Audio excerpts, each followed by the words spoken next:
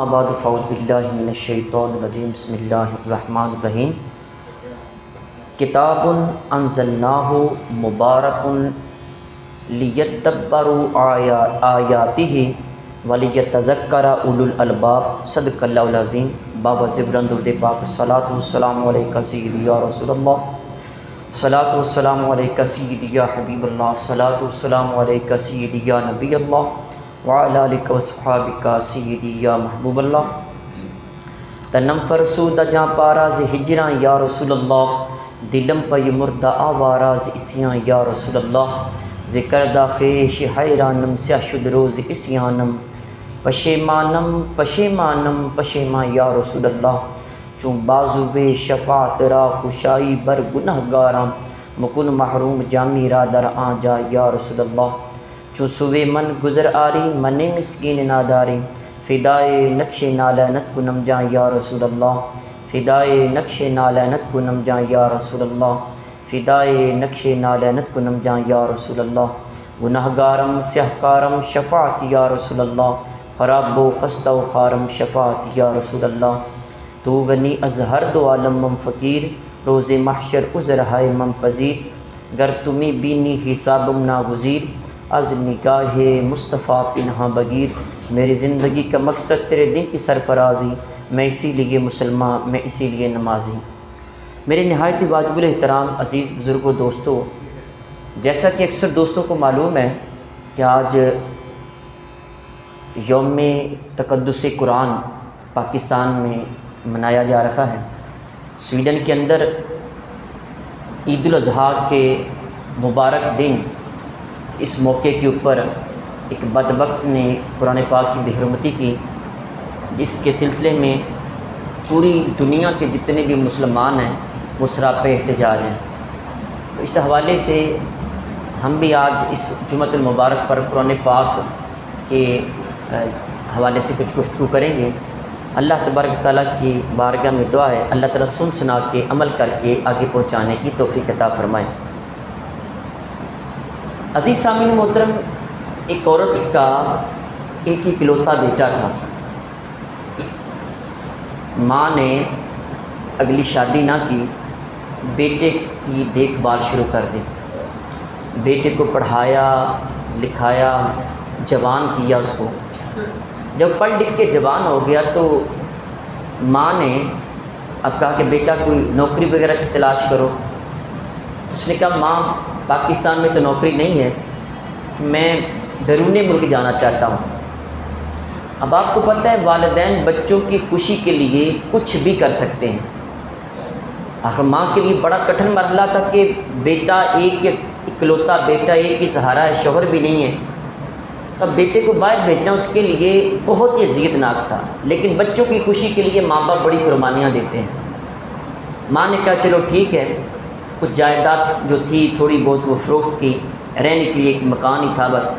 اب ماں نے بچے کو باہر بھیج دیا۔ جب بیٹا باہر گیا، اب کچھ عرصہ تو اس کو نوکری حاصل کرنے میں لگا۔ بعد میں جب اس کو نوکری ملی تو اس نے ایک خط ماں کو بھیجا۔ ماں نے وہ خط آیا، خط آ کے اس نے اس طرح دیکھا، بڑی خوش ہوئی، اس کو چاہ چڑھ گئے، خوشیوں سے لبریز ہو گئی۔ میرے بیٹے نے مجھے خط بھیجا ہے، مجھے تار بھیجی ہے۔ تو وہ اس کو چومتی، آنکھوں سے لگاتی، سینے سے لگاتی، لوگوں کو دکھاتی اور ایک گھڑے کے اندر اس نے ڈال دی۔ پھر کچھ عرصہ گزرا، پھر ایک خط آیا، ماں نے پھر خوشی سے چاہ چڑھ گیا، چوما، آنکھوں سے لگایا، سینے سے لگایا، لوگوں کو دکھایا اور گھڑے میں ڈال دی۔ مسلسل یہ عمل جاری رکھا، وقفے وقفے سے وہ بیٹا خط بھیجتا رہا، ماں چومتی رہی، گھڑے میں ڈالتی رہی۔ اب ماں بیمار ہو گئی، لوگ طرح طرح کی باتیں کرنے لگے کہ کتنا بدبخت یہ بیٹا ہے کہ ماں بیچاری بیمار ہو گئی ہے اور اس کو فکر ہی کوئی نہیں۔ چلو خود ادھر نہیں ہے، کم از کم پیسے تو بھیج سکتا ہے نا، ادھر جا کے لگتا ہے عیاشیوں میں خود ڈوب گیا ہے۔ اب ماں کا خیال ہی بالکل نہیں، ماں کا بالکل بھی خیال نہیں کرتا ہے۔ اب لوگوں نے جب دیکھا کہ ماں تو بالکل نڈھال ہو گئی ہے، بیمار زیادہ ہو گئی ہے، اب ان لوگوں نے گھر کی تلاشی شروع کی کوئی چیز ملے، پتہ چلے کہ اس کے بیٹے کو پیغام بھیجیں تاکہ اس کو پتہ چلے کہ اس کی ماں سخت بیمار ہے اور علاج کے لیے بھی پیسے نہیں ہیں، محلے داروں سے کوئی پیسے وغیرہ اکٹھے کرتے ہیں۔ جب وہ تلاشی لے رکھے تھے تو دوران تلاشی ان کو ایک گھڑا نظر آیا۔ اس گھڑے کے اندر انہوں نے دیکھا کہ کافی سارے خط پڑے ہوئے۔ انہوں نے اس طرح جب خط نکالا پہلا تو ڈیفینیٹلی وہ باہر کا تھا۔ انہوں نے جب اس کو کھولا تو دیکھا کہ اس خط کے اندر ایک ورقہ تھا جس کے اوپر حال احوال لکھے تھے اور باقی اس کے اندر ڈالر رکھے ہوئے تھے۔ لوگ حیران ہوئے کہ اتنے پیسے۔ جب دوسرا خط کھولا اس کے اندر بھی ڈالر تھا، خط تھا، تیسرا چوتھا سارے نکالے تو وہ دوسرے معنوں میں اس علاقے کی سب سے امیر ترین مائی تھی۔ اتنی دولت اس کے پاس، اس کو پتہ ہی نہیں چلا ماں کو۔ اور ماں کیا کرتی، جیسے خط آتا اس کو صرف چومتی، آنکھوں سے لگاتی، سینے سے لگاتی، لوگوں کو دکھاتی، گھڑے میں ڈال دیتی۔ عزیز سامعین محترم، بالکل ہمارے پاس بھی ایک خزانہ ہے۔ وہ خزانہ اس دنیا کا نہیں ہے، وہ آسمانوں سے آیا ہے۔ اتنا بڑا وہ خزانہ ہے، اس خزانے کی حفاظت کی ذمہ داری خود اللہ تعالیٰ نے لی ہے۔ اتنا بڑا وہ خزانہ ہے، آج تک اس خزانے کا ایک حرف کیا ایک زیر زبر بھی چوری نہیں ہوئی، اور پورے یقین وثوق سے کہہ سکتے ہیں قیامت تک اس کی کوئی چوری نہیں ہو سکتی۔ اور ہمارے ہاں بھی طریقہ یہی ہے، وہ جو خط ہمارے پاس آیا ہے ہم بھی اس کو چومتے ہیں، ہونٹوں سے بوسہ دیتے ہیں، آنکھوں پہ لگاتے ہیں، ماتھا اس کو ٹیکتے ہیں، سینے سے لگاتے ہیں اور پھر اٹھا کے اس کو الماریوں میں رکھ دیتے ہیں۔ وہ خط، وہ خزانہ، وہ کون سا ہے؟ وہ سامنے الماریوں میں پڑا ہوا تمہارے قرآن پاک ہے، ہمیں پتہ ہی نہیں ہے اس کے اندر کیا کیا ہے، اس کے اندر اللہ تعالیٰ نے کون سی دولت بھیجی ہے۔ اب دیکھیں، دنیا میں آپ کوئی بھی کام کریں یا دنیا میں آپ کوئی بھی چیز الیکٹرانک کوئی بھی چیز پرچیز کرتے ہیں، فار ایگزامپل آپ نے یہ موبائل پرچیز کیا، خریدا، جیسے ہی آپ نے اس کو خریدا، اس کا ڈبہ جب آپ کھولتے ہیں، ڈبے کے ساتھ ایک بک لیٹ چھوٹی سی ہوتی ہے، اتنا سی کتابچہ ہوتا ہے۔ اس کتابچے کے اندر اس کے ساری ٹرمز اینڈ کنڈیشنز لکھی ہوتی ہیں، اس کی ہر چیز کے بارے میں بتایا گیا ہوتا ہے۔ آپ نے اس کو پانی سے دور رکھنا ہے، اتنے وولٹیج کے اوپر آپ نے اس کی چارجنگ کرنی ہے، اس کو آپ نے استعمال اس طرح کرنا ہے، اس کا اندر ساری سیٹنگ کے بارے میں بھی لکھا ہوتا ہے کہ آپ نے اس کی سیٹنگ کو، اس کی ٹیون کو بلند کیسے کرنا ہے، ٹیون چینج کیسے کرنی ہے، اور اس کا آپ نے وائبریشن کیسے لگانی ہے، ہر چیز کے بارے میں بکلیٹ میں لکھا ہوتا ہے۔ لکھا ہوتا ہے یا نہیں لکھا ہوتا؟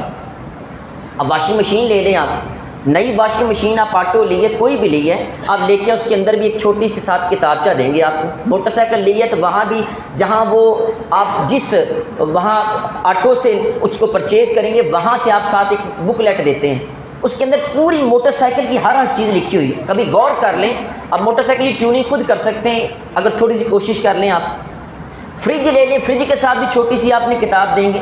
ایون کہ کوئی بھی الیکٹرانک چیز لیں، اس کے ساتھ کوئی نہ کوئی بکلیٹ چھوٹا کتابچہ ضرور ہوتا ہے جو اس چیز کے بارے میں بتاتا ہے۔ تو دوستو، یہ الیکٹرانک چیزیں اگر ہم استعمال کریں تو بکلیٹ کے سے ہٹ کے کریں گے تو ڈیفینیٹلی وہ چیز خراب ہو جائے گی۔ آپ یہ موبائل 50,000 کا لیا آپ نے فار ایگزامپل، تو آپ اس کو ڈبے سے کھولیں، چارجنگ کریں، پانی میں پھینک دیں، کمپنی کے پاس لے کے جائیں، اس کی ذمہ دار ہوگی وہ؟ کہیں گے بھائی آپ کتاب نکالیں، اس کے اندر ہم نے لکھا ہوا ہے پانی یہ واٹر پروف نہیں ہے، یہ فوراً خراب ہو جائے گا۔ آپ واشنگ مشین آپ نے آٹو لی ہے اور آپ اس کی وہ ڈائریکٹ اوپر 11,000 kV کے اوپر اس کو سوئچ لگا کے آپ کہیں میں اس کو چلاؤں، وہ پھٹ جائے گی۔ کمپنی کے پاس جائیں، وہ کہیں گے جناب ہم نے لکھا ہوا ہے اس کے اندر۔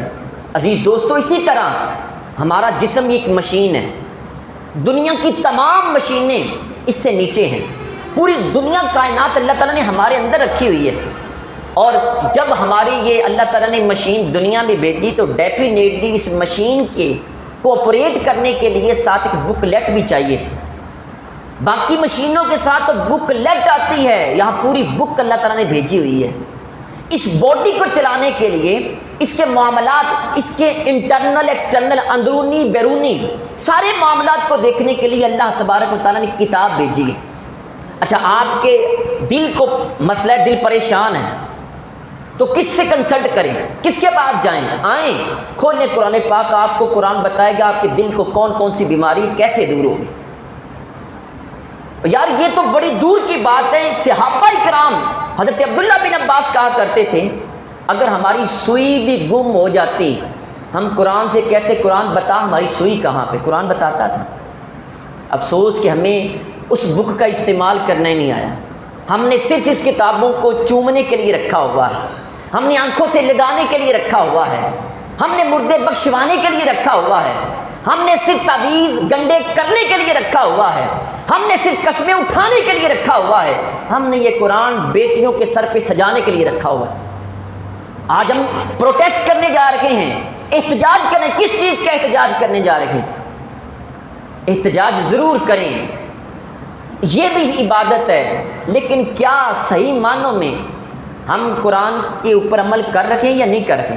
میرے کریم آقا علیہ الصلوۃ والسلام پہ اترنے والی یہی لا رہا ہے کتاب، اپنے لیے کہتی ہے کہ کتاب انزلناہ الیک مبارک، یہ وہ عظیم کتاب ہے جس کو ہم نے آپ کی طرف نازل کیا، اور اس کی صفت کیا ہے؟ مبارک، اس کے اندر برکتیں ہی برکتیں ہیں، برکتیں ہی برکتیں ہیں، برکتیں ہی برکتیں ہیں۔ میاں بیوی کے اندر جو اختلافات ہو جائیں ان کو سولو کرنا چاہتے، حل کرنا چاہتے، قرآن سے پوچھو۔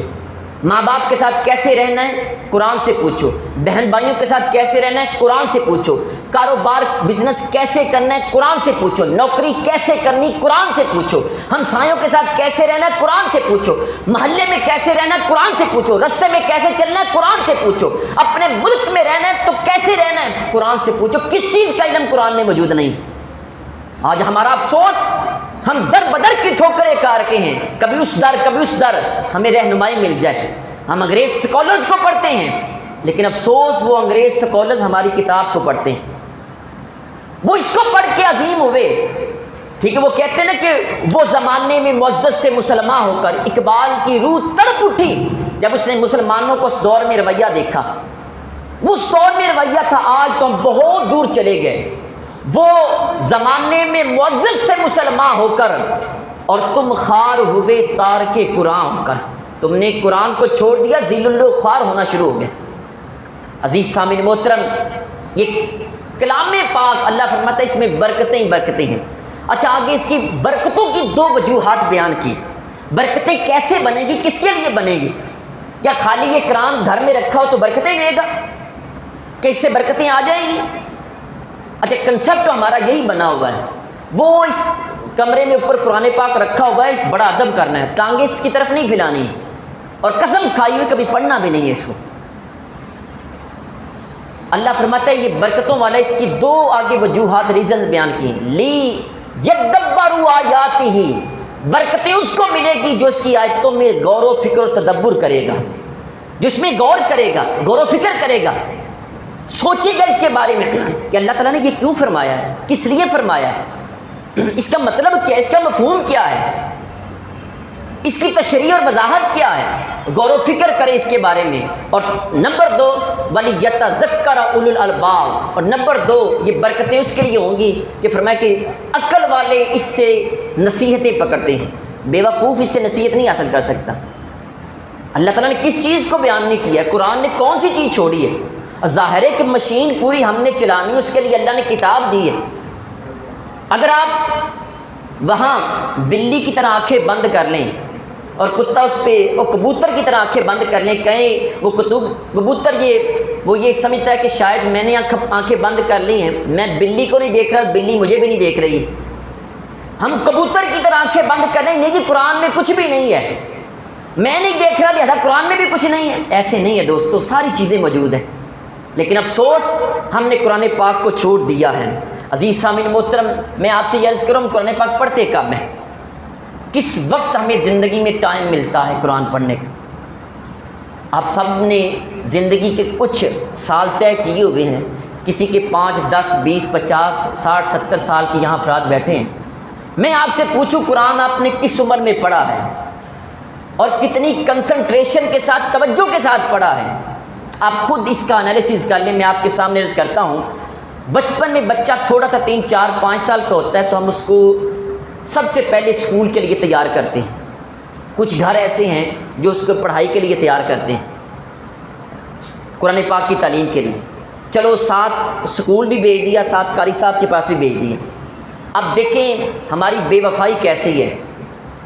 ہم جس رب سے ہم نے دعائیں کر کر کے اولاد لی ہے، اب اس رب کے ساتھ ہمارا رویہ کیسا ہے، اس رب کے دین کے ساتھ کیسا ہے اور دنیا کے ساتھ کیسا ہے۔ میں یہ نہیں کہتا کہ دنیاوی تعلیم نہ حاصل کروائی جائے، لیکن یار ویٹیج دی جائے، اہمیت دی جائے۔ ہر ایک کا ایک پراپر ٹائم ہوتا ہے، اس کو وقت دیا جائے۔ قرآن یہ نہیں کہتا، اسلام یہ نہیں کہتا کہ آپ صرف ایک آنکھ کھولے، اسلام دونوں آنکھوں کھولنے کا حکم دیتا ہے، دین والی بھی کھلی ہو، دنیا والی بھی کھلی ہو۔ لیکن افسوس کہ ہم نے دونوں آنکھیں صرف دنیا کے لیے کھول دی۔ بچہ اسکول میں جاتا ہے، 6 سے 8 گھنٹے اسکول میں رہتا ہے، 6 گھنٹے کنفرم اسکول میں رہنا پڑتا ہے۔ چھوٹے بچوں کا چلو 5 گھنٹے لگا لیں، اسکول سے آیا فوراً، اور فوراً اس کے بعد اس نے اکیڈمی میں چلے جانا ہے، 2-3 گھنٹے وہاں اکیڈمی میں رہتا ہے۔ اور دوسری طرف آئیں، مسجد میں کتنی دیر کے لیے جاتا ہے؟ صبح نماز کے بعد جب جماعت ہو جاتی ہے، آپ پوری مساجد میں یہ اعلان سنتے ہوں گے، حضرات جن کے بچے جامعہ مسجد فلاں میں پڑھتے ہیں ان کے والدین سے ہاتھ باندھ کے گزارش ہے کہ اپنے بچوں کو مسجد میں بھیج دیں۔ کیا کبھی اسکول کے لیے بھی اعلان ہوا ہے؟ کسی الائڈ اسکول نے یا کسی فرنچائز کے اسکول نے کبھی یہ اعلان کیا ہو کہ جناب اسکول میں بچوں کو بھیج دیں؟ نہیں یار، کبھی نہیں ہوتا ہے۔ ہمارا یہ رویہ ہے، ہمارا یہ بیہیویئر ہے۔ میں آپ سے عرض کروں، ہم نے اپنی کلام پاک کو، عظیم کتاب کو جو ہماری رہنمائی کے لیے اتری، جس کے اوپر انگریزوں نے عمل کر کے چاند تک پہنچ گئے، مریخ کے اوپر پانی تلاش کر کے وہ وہاں پہ زندگی بسانے کا سوچ رکھے گئے، سمندروں کی تہ کو نیچے وہ چلے گئے، لیکن افسوس ہم نے قرآن کو پڑھنا سمجھنا بالکل چھوڑ دیا ہم نے۔ اچھا، ہمارے بچے کو اسکول کے لیے تیار کیا جاتا ہے اور جب مسجد میں بھیجا جاتا ہے تو ابھی 15-20 منٹ گزرتے ہیں تو باپ سامنے کھڑا ہو جاتا ہے، اس طرح اس نے ہاتھ رکھے تھے، قاری صاحب بچے نے ان کا گھر بھی بھیج دو، اسکول بھی جانا ہے۔ میں 20 واقعات آپ کو بتا سکتا ہوں۔ یہ ہمارا رویہ ہوتا ہے، اس نے اسکول بھی جانا ہے۔ ادھر مسجد میں آیا، وہی رات والے عام سی ڈریسنگ پہنی ہوتی ہے، کسی نے منہ دھویا ہوتا ہے، کسی نے نہیں دھویا ہوتا ہے۔ اور دوسری طرف جب اسکول کی تیاری ہو، منع کا یونیفارم علیحدہ تیار ہے، جوتے علیحدہ پالش ہیں، بوتل اس کی علیحدہ تیار ہے، ٹفن باکس اس کا علیحدہ تیار ہے، جیب خرچی علیحدہ تیار ہے، اور باپ نے موٹر سائیکل رات کی سٹارٹ کر کے رکھی ہوئی ہے، گاڑی والے کو پہلے فون کر رکھا ہے، ہر چیز اس کی تیار ہے، مینٹین ہے۔ جی ہمارا بچہ انگلش پڑھنے جا رہا ہے، یہ سائنس میتھ پڑھنے جا رہا ہے۔ کیا کبھی اتنا اہتمام تم نے قاری صاحب کے لیے بھی کیا؟ ہزاروں روپیہ اکیڈمیز کے اندر فیس ہم بھرتے ہیں، ہزاروں روپیہ دیتے ہیں اور بلا جھجک دیتے ہیں، کوئی معیار نہیں دیکھا جاتا، دے دیتے ہیں۔ کبھی کسی نے ایسے کہا کہ چلو مہینے کا 2000 روپیہ قاری صاحب کو دیں اور ان کی بارگاہ میں ٹائم لے لیجیے، 1 گھنٹہ ہمارے بچوں کو پڑھا دیں؟ یہ 2000 روپیہ تو ہمیں دکھتا ہے نا بہت زیادہ، ادھر 10,000 روپیہ ہم ضائع کر کے کہتے ہیں جناب ابھی ہم تسلی بخشنی کسی اور اچھی اکیڈمی کا بتائیں، کسی اور اچھے اسکول کا بتائیں۔ 20-20 ہزار روپے اسکولوں کی فی ہے اور دینے کے لیے لوگ تیار ہیں، لیکن قرآن پاک فری پڑھنے کے لیے بھی تیار نہیں۔ یہ ہماری قرآن کے ساتھ محبت ہے۔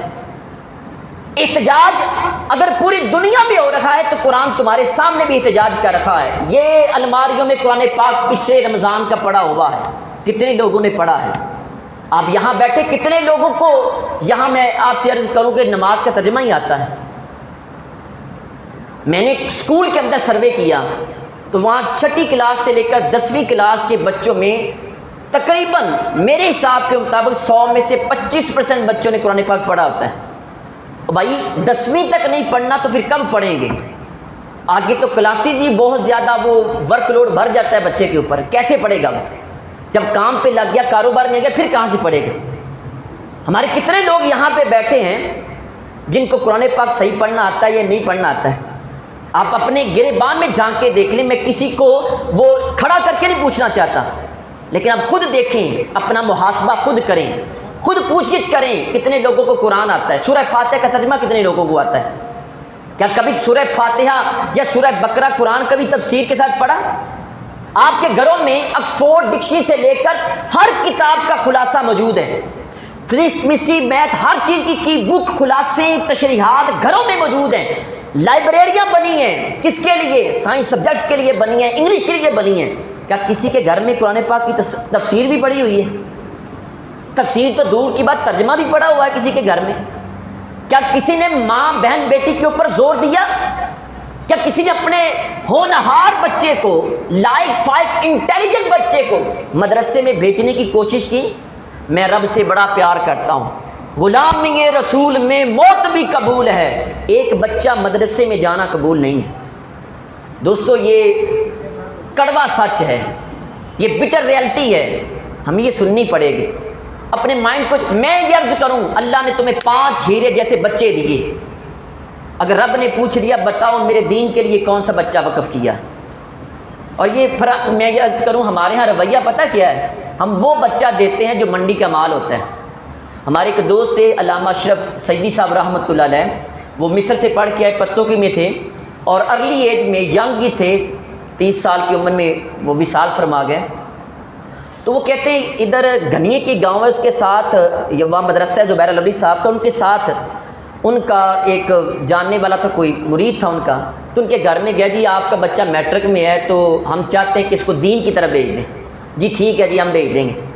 اچھا جب میٹرک کا رزلٹ آیا، پتہ چلا بچہ پاس ہو گیا، تو وہ دوبارہ وفد کی شکل میں اس کے پاس گئے کہ آئیں بچہ ہمیں دیں، ہم بچے کو میٹرک کے بعد چند سالوں میں دین کی تعلیم بھی دیں گے، دنیا کی تعلیم بھی دیں گے، ہم اس کو FA BA اور ماسٹر لیول کی تعلیم بھی دیں گے، ساتھ درس نظامی بھی کروائیں گے، اب بچہ ہمیں دے دیں۔ تو والد کا یہ بلا جھجک برملا اس کا یہ آگے سے جملہ تھا، اس نے کہا ہم نے اس سے کہا تھا کہ اگر فیل ہو گیا تو مدرسے میں بھیج دیں گے، اب یہ پاس ہو گیا، اس نے کالج میں جانا ہے۔ اب مجھے بتائیں یہ کیا اسلام کے ساتھ مذاق نہیں ہے؟ کیا اللہ کے ساتھ مذاق نہیں ہے یہ؟ ہم نے کہا تھا کہ اگر فیل ہو گیا تو مدرسے بھیج دیں گے تمہیں، اب یہ پاس ہو گیا، اس نے کالج میں جانا ہے۔ ہمارے بھی رویے ایسے ہیں، جتنا منڈی کا مال ہے، جتنا نلائق لولا لنگڑا انا کانا جسے پنجابی میں کہتے ہیں، وہ سارا مال ہم مدرسے میں بھیجتے ہیں۔ اور پھر میں مزے کی بات بتاؤں، اللہ تعالیٰ نے دین میں اتنی برکتیں رکھی ہیں، ہمارے جیسے کھوٹے سکے مدرسے میں جاتے ہیں اور وہاں ہیرے بن کے وہاں سے واپس آتے ہیں۔ جب مدرسے میں جاتے ککھ نہیں آتا ہے، اور دین اور قرآن کی ایسی برکات ملتی ہیں کہ دنیا کے سارے علم اللہ تعالیٰ عطا فرما دیتا ہے۔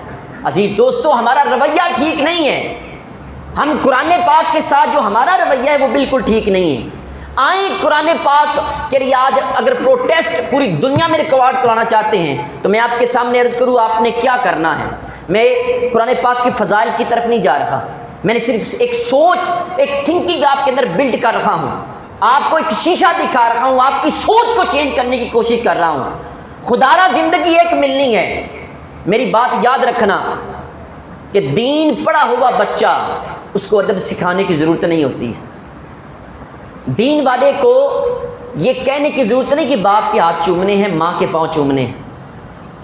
اور یاد رکھنا میں آپ سے یہ عرض کروں، آپ کئی لوگ کئی سالوں سے یہاں پہ جمعہ پڑھ رہے ہیں، اور میں کئی دفعہ یہ عرض کر چکا ہوں کہ میرا مقصد تعلیم اور تربیت ہے، تقریر سنانا نہیں ہوتا ہے۔ آپ کم از کم اپنے بچوں کو اتنا تیار کر لیں، آپ کی میت سامنے ہو، بچہ آپ کا جنازہ پڑھا رہا ہو۔ آپ دیکھیں نا، آپ کا 18 20 30 سال کا بچہ جب وہ اللہ اکبر کہہ کے کہے گا اللہم اغفر لی حیینا و میتنا، تو بچے کے یہاں سے وہ دعا نکلے گی یا یہاں سے نکلے گی؟ میں یا مولوی صاحب پیر صاحب کوئی بھی پڑھائیں گے، جتنا مرضی رکت امیز ہو جائیں، لیکن دل سے دعا بیٹے کے نکلے گی۔ بیٹا جنازہ پڑھا رہا ہو اور رو رو کے اللہ کی بارگاہ میں کہہ رہا اللہم اغفر لی حیینا و میتنا، یا اللہ میرے ابے کو بخش دے، میری والدہ کو بخش دے، تو بتائیں ان آنسوؤں کے وہ سمندر کے اندر ڈوب کر جب وہ دعا کرے گا اللہ قبول فرمائے گا ہی نہیں فرمائے گا؟ کیا آپ نہیں چاہتے کہ آپ کا بچہ بھی سب ممبر رسول پہ بیٹھ کے وہ کالا کالا رسول اللہ کی باتیں سنائے؟ کیا آپ نہیں چاہتے؟ اور یہ ایک غلط کنسیپٹ بنا ہوا ہے کہ بندہ دین پڑھ لے تو اور پھر وہ بھیکاری بن جاتا ہے، بالکل غلط ہے۔ آپ اپنے بچے کو دین پڑھ کے، میں نے کئی دفعہ یہ بات کی ہے پھر کر دیتا ہوں، آپ بچے کو دین پڑھائیں۔ اور اعلیٰ حضرت رحمۃ اللہ جہاں 80 حقوق لکھے ہیں بچوں کے، تو وہاں آپ نے لکھا جو دیندار ہے اس کو دولت زیادہ دیں کہ یہ دین کی خدمت کرے گا۔ آپ اس کو یہ کہیں بیٹا تم نے 9 سال 8 سال تعلیم حاصل کرنی، کر کے آ کے تم نے معاشرے کے اندر مسجد کی خدمت کرنی ہے، لوگوں کی خدمت کرنی ہے، لیکن ساتھ اپنا بزنس کرنا ہے۔ آپ چھولوں والی ریڑھی لگا لینا، اپنا بزنس کرنا، لیکن دین کی خدمت ساتھ کرنا۔ آپ کبھی یہ ذہن بنائیں اور اس کو کہنا کہ میں تمہیں بیٹا دین کے لیے وقف کر رکھا ہوں، اور تم نے دین کو اپنی کمائی کا ذریعہ خالی نہیں بنانا ہے، تم نے معاشرے کی خدمت کرنی ہے لیکن فری آف کاسٹ کرنی ہے۔ عزیز سامعین محترم، ہمارے اوپر کیا ذمہ داریاں ہیں؟ یہ احتجاج جو ہم کرنا چاہتے ہیں اس کے لیے کون کون سے کام کرنے چاہیے؟ یہاں یہ بالکل غلط کنسیپٹ ہے کہ آپ جائیں باہر، ابھی جمعے کے بعد احتجاج ہے، کوئی بندہ درخت کو کھیڑے یا اپنی گاڑیوں کو توڑ پھوڑ کرے، یہ بالکل غلط ہے۔ یہی چیز تو کافر چاہتے ہیں، وہ دانہ پھینکتے ہیں، ہم چگ لیتے ہیں، اپنے ملک کی تباہی پھیرتے ہیں، اور بعد میں وہ کہتے ہیں دیکھیں مسلمان انتہا پسند ہیں، ایکسٹریمسٹ ہیں، یہ ٹیررسٹ ہیں، یہ دہشت گرد ہیں۔ نہیں، ہم نے یہ کام نہیں کرنا، غلطیاں ہم نے کر لیں۔ آئیں قرآن پاک کا احتجاج کرنا چاہتے تو شبینوں کا اہتمام کرو۔ پہلے گاؤں میں یہ ہوا کرتا تھا کہ رات یہ شبینہ ہے، 30 سپارے ایک رات میں پڑھے جائیں گے، لوگ اپنے کاروبار بند کرتے تھے، مائیں بہنیں بیٹیاں گاؤں میں وہ قرآن پاک کھول کے بیٹھ جاتی، اور عشاء کے بعد قاری صاحب حافظ قرآن آتے، قرآن سامنے کھولتے، بڑا سپیکر چلتا، وہاں الف لام میم ذالک الکتاب سے شروع کیا جاتا، اور صبح فجر کی اذان کے وقت آخری سپارہ من الجنت والناس تک پڑھ لیا جاتا۔ لوگ بڑے ذوق شوق سے سنتے۔ شبینوں کا اہتمام کریں۔ آج رات موبائل فون بند، سوشل میڈیا، الیکٹرانک میڈیا سب کچھ بند، پوری رات ہم نے قرآن پاک پڑھنا ہے۔ پھر اسی طرح درس قرآن کا اہتمام کیا جائے، 10 روزہ 15 روزہ 30 روزہ درس قرآن دیا جائے۔ اور میں آپ کے سامنے یہ عرض کرتا ہوں، مجھ سے اگر نے کسی نے بھی درس قرآن رکھوانا ہے، فری آف کاسٹ ہے، اور الحمدللہ میں کوشش کر رہا ہوں، شروع بھی کیے ہوئے ہیں، جس کے اندر لنگر نہیں ہوگا، جس کے اندر پیسے نہیں ہوں گے، پیسے نہ پھینکنے دیے جائیں گے نہ لینے دیے جائیں گے، کھانا وہاں نہیں کھایا جائے گا، وہاں صرف ٹائم کی پابندی ہوگی، 30 منٹ کا مطلب 30 منٹ ہی ہوگا۔ آپ اپنے گاؤں میں اہتمام کریں، میں خود چل کے آؤں گا، یہ میری ریکوائرمنٹس پوری کر دی جائیں، ٹائم کی پابندی ہو، میں جاؤں گا اور دین سکھا کے قرآن کی تعلیم دے کے واپس آؤں گا۔ آپ بھی کوشش کریں، آپ سوشل میڈیا کے اوپر یہ احتجاج ریکارڈ کرانا ہے، آپ ڈیلی کا یہ ذہن بنا لیں کہ میں نے قرآن پاک کی ایک آیت روزانہ کی پڑھ کے سینڈ کرنی ہے۔ احتجاج اس طرح کریں کہ آپ 5 نمازوں میں ہر نماز کے بعد، یہ پلے سٹور پہ کئی قرآن پاک موجود ہیں، ایک صفحہ ہم نے قرآن پاک کا پڑھنا ہے، 5 منٹ لگیں گے، 5 منٹ میں ایک صفحہ پڑھ کے ہم نے روزانہ 5 صفحے قرآن پاک کے پڑھنے ہیں۔ یہ احتجاج ہے۔